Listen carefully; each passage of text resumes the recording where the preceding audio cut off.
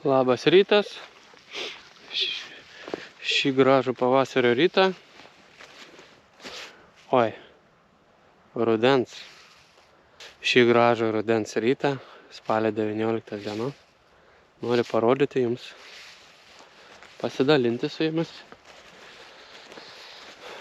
šio gražio augalo vaizdais. Tai yra paprastoji kosmėja, Cosmos bipinnatus. Tai yra astrinių šeimos augalas, kaip ir saulėgrąžos. Usnis taip pat yra astrinių šeimos augalai. Tai gan dažna gėlė Lietuvoje. Žydi įvairių spalvų žiedais.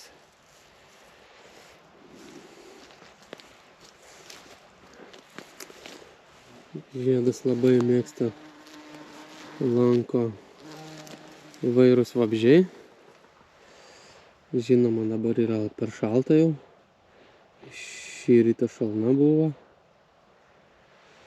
Tai jau ta kosmėja yra tokia pavytus, pašalus. Savo grožio viso jau nebeturi. Bet kamanė vis dar renka. Kažką renka. Reiktų paklausti juos, ką renka. Kamanė, ką jūs renkate? Ką jūs randate čia šiuose žieduose? Deja, kamanė negali atsakyti, labai sunkiai dirba. Panašus skuba.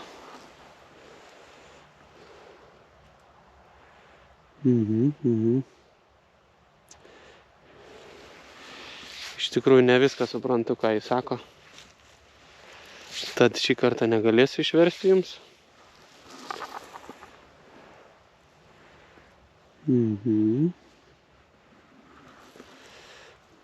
Nu gera, tu čia aptikai taip ilgai kopinėja.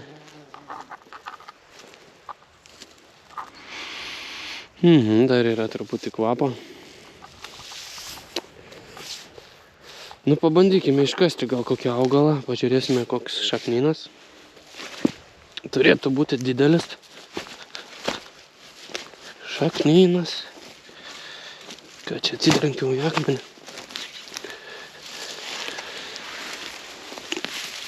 Nu, kokios šaknis. Kiek daug dirvožemio.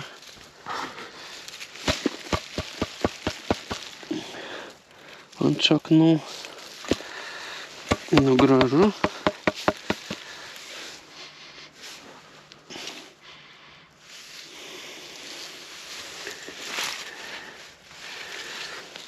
Kokia dirvos struktūra. Sliekai.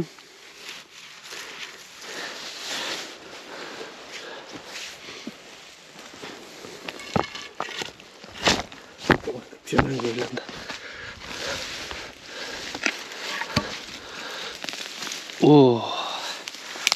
Dar daugiau.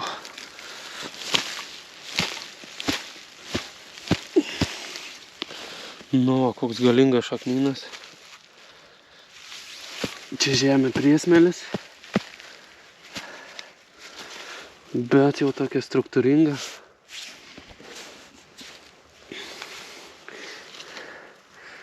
Kiek šakniaplaukių paliko šitą kosmėją dirvoje.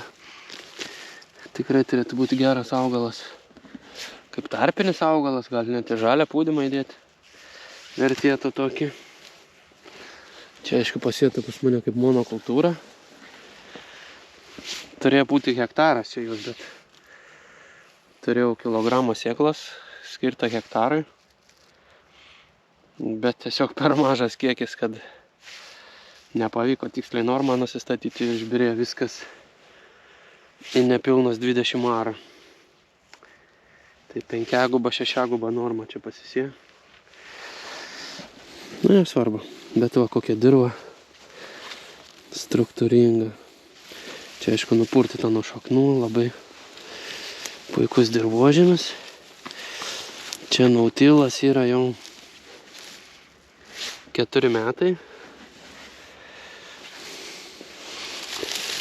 Dirva yra nejudinta, siejama tik tiesiogiai. Ir dirvožemis tik gerėja. Ir galiu sakyti, paneigti tą mitą, sulaužyti, kad dirvą vis tiek reikės kažkada suarti ar supurenti, nes ji sukietės. Bet dirvos struktūrą daro ne padargai kažkokie geležiniai, bet daro sliekai ir kiti ir mikroorganizmai, grybai. Tai va, ir būtina sumažinti arba visiškai atsisakyti mineralinių trąšų ir taip pat cheminių medžiagų. Aš naudoju tik tais vienintelį cheminę medžiagą, tai sukontroliuoti nepageidojimam augalam, tai herbicidas. 1 arba 2 kartai per sezoną arba nė karto. Tokia yra mano technologija. Ir trąšų fosforo kalio čia visiškai nenaudoju. Kai kur panaudoju minimaliai azotą. Ir pabandymai kai kur dar biškį su fosforu, bet labai mažai ir labai keliose vietose. Dabar pasibandžiau tik tais. Tai va taip.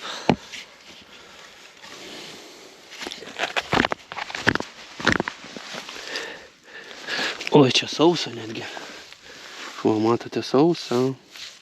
Nors atrodo palijo, bet čia turbūt augalai uždengia. Tai paviršiukas tik atidrieko. Bet va, sliekų iš karto. Čia purpurinis dobilas iš po užpernai dar, kaip pabira.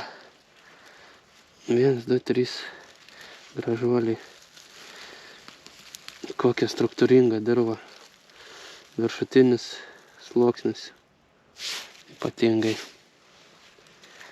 Nuo viršaus pradeda čia viskas veistis.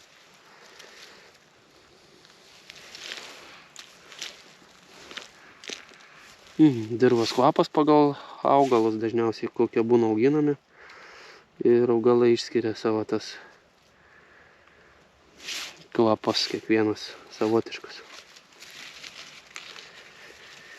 Tai va, viskas čia gerai su to Nautilu, aišku, reikia laiko, kantrybės.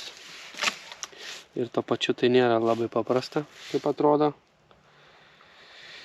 Čia 1 smulkmenėlė, 1 detalė, 1 sraigtelis gali nulemti visą mechanizmo veikimą. Tai va, jeigu kažkokią 1 smulkmeną nepadarėm ar ne taip padarėm, ir viskas, mes tada negaunam derliaus. Tai va, reikia labai daug žinių tam, patirties. O patirtis ateina tik pačiu brangiausiu keliu. Tai yra bandymų keliu. Ir kažką labai nukopijuoti nuo kitų irgi neišeis. Ir užtat nelabai galiu patarti. Gali tik maždaug pasakyti, ką reikėtų daryti. Nes skirtingose laukuose skirtingai veikia. Reikia pažinoti savo laukus, pažinti kiekvieną lauką ir išbandyti, kas gali augti, kokie augalai, kokių šeimų augalai tinka augti tam kiekvienam lauke. Aš skirtingose laukuose, darydamas tą patį, gaunu skirtingus rezultatus. O taip čia yra. Bet su metais toks patirties vis daugėja. Žinios kaupiasi.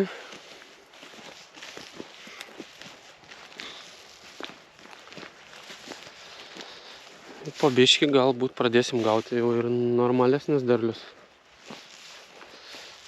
Be trąšų, su minimum chemijos. Su minimum labai trąšų.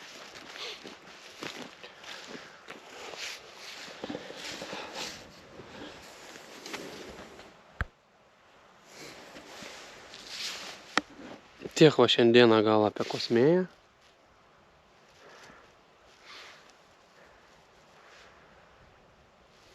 Tikrai gražus augalas, labai kvepėjo, kai dar buvo šilta rugsėjį.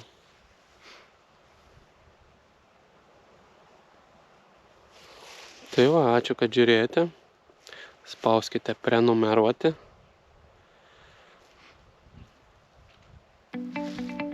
Iki pasimatymo.